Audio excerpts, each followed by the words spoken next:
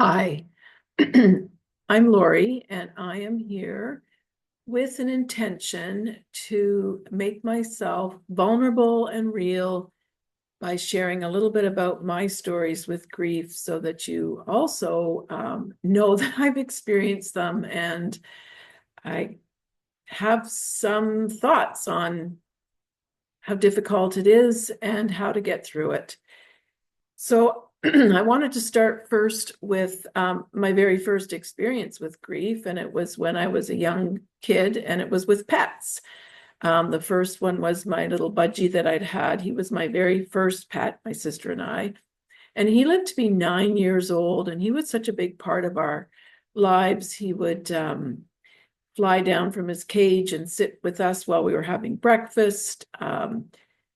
Sitting on our cereal bowls actually and drinking the milk out of our cereal. He was just really a big part of my sister and my young life.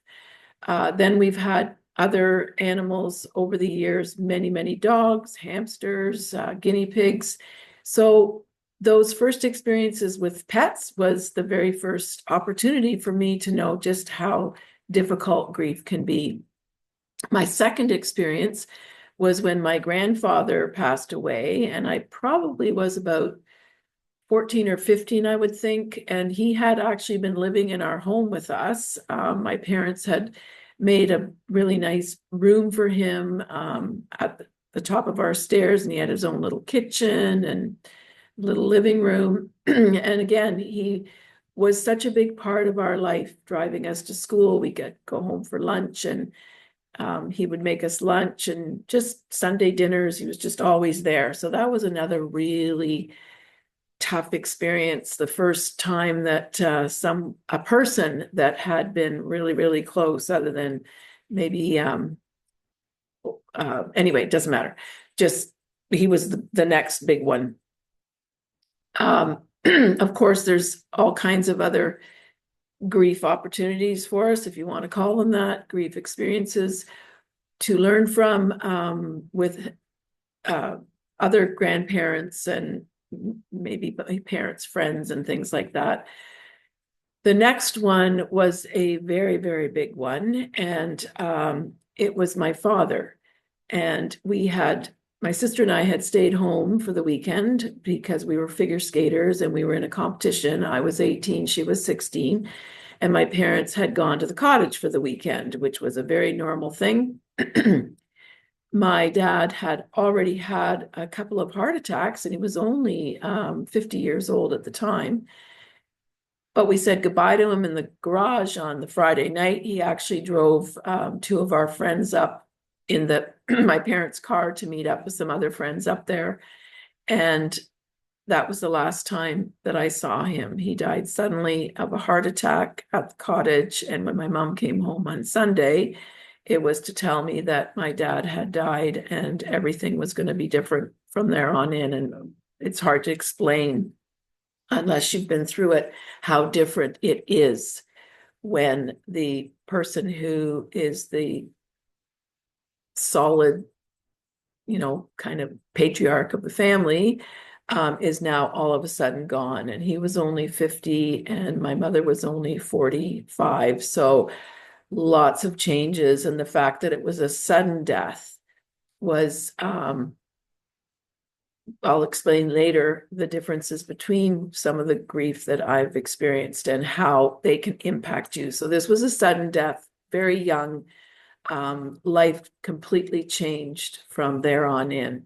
I was lucky to have had a mom who was as strong as anything. And even though she was dealing with the loss of her husband and her own grief, she was able to be there for my sister and I and offer us the support that we needed.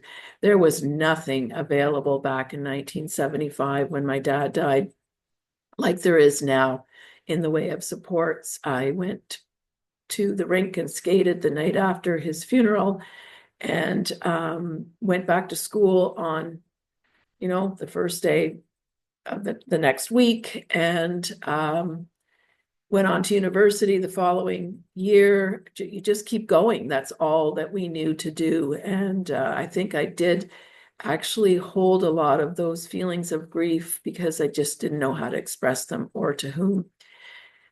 The next one was there was the one that Robert William, my son, who I wrote the book about, and why I'm actually doing this work for women who have had pregnancy losses, miscarriages, infant death, stillborns, was because of the loss of my son. But that's for another conversation. My mother, who had been our rock and was definitely my rock when after my father died for our whole family, she passed away November 6th in 2003. And she actually was diagnosed with cancer. And from the time of her diagnosis to the time that she died, it was only a year, but it's still very, very different from your dad getting in the car and going to the cottage and then finding out a day later or 2 days later that he's gone. And at such a young age, my mom was just turned 75. But the point of telling the two stories was how unique grief can be for the same person, but experiencing the losses of different people and in the way that they went and the time frames. With my dad, the loss was immediate.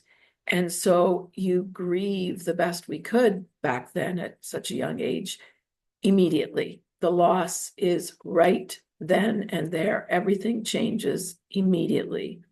Where with my mom, it was, even though it was only a year, it was a year of watching her suffer and have a lot of pain and be really, really sick. So by the time she came home to my house to die, and it was the best thing I've ever done in my life other than have my kids, we were almost relieved when she finally was able to make her way back home because she was out of pain. She wasn't suffering anymore. So the immediate reaction was relief, grief, of course, and loss, but relief for her. It was a year later that it really hit me that I was really missing the person that I had known before cancer. And I think my grieving was more impactful and difficult like a year later because of that circumstance. So and then the father of my son who passed away and of my other two children, he died 6 years ago, and he had not been a well guy. But again, it was a sudden, we knew that he was not doing great, but he was still living on his own. And I mean, he was only 60 because we had separated by then. He died of a sudden heart attack. And unfortunately, my daughter found him and has struggled a lot with not just the grief of the loss of her father, but the trauma of finding him. So the whole point of my intention of being really, really vulnerable and telling you my stories is to let you into the window of my heart, why I'm doing this work. Of course, my son's death was the one that leaves you changed forever. It just never, life does not ever return to the way that you were before that experience. However, each grief, each loss, represents a whole different feeling, different strategies to get through it, different time period, like how long does it take, what happens after a year with different types of grief. And that's just expressing that from a point of view of different types of grief. But each individual person, my sister and I could not have grieved more differently. And that was really hard for us because we only had each other after my mother died. And we really struggled in our relationship because we grieved so differently. When my father died, I remember going across the lake in our little boat, and I stopped the motor and stood up in the middle of the lake and said to her, "Why won't you talk to me? Our father died." I just needed my sister and I needed her to talk, but she needed to be private. Her grieving was a very personal, private thing. And maybe I was not the person she wanted to talk to at all if she was talking to anyone. So be gentle with yourself. Give yourself grace to grieve exactly how it presents itself, and know that there is nothing ever wrong with the way you choose to do your grieving. There is no judgment. I don't want you to judge yourself. I will never judge you. And I'm certain that the other women who we will meet in the community and through the app and all the things that we will do in there will never judge, because you're all feeling the same grief. And my message is to just let things go exactly as they need to go, and you will be okay. It's a hard stretch to hear that at this point in time, but we're strong and we're resilient, and we are women, and we will find each other and support each other and get through to the other side. And remember too that you can't go around grief, you can't go over grief, you can't go under grief. You can only go through it if you really want to get to the other side and be able to find love, hope, forgiveness, gratitude, and inner peace. And that is what I want for you more than anything else in this world. Thank you for listening to my stories. I know I probably went on too long, but I really wanted to tell you about them. And anyway, we will see you in another video very soon. Bye-bye.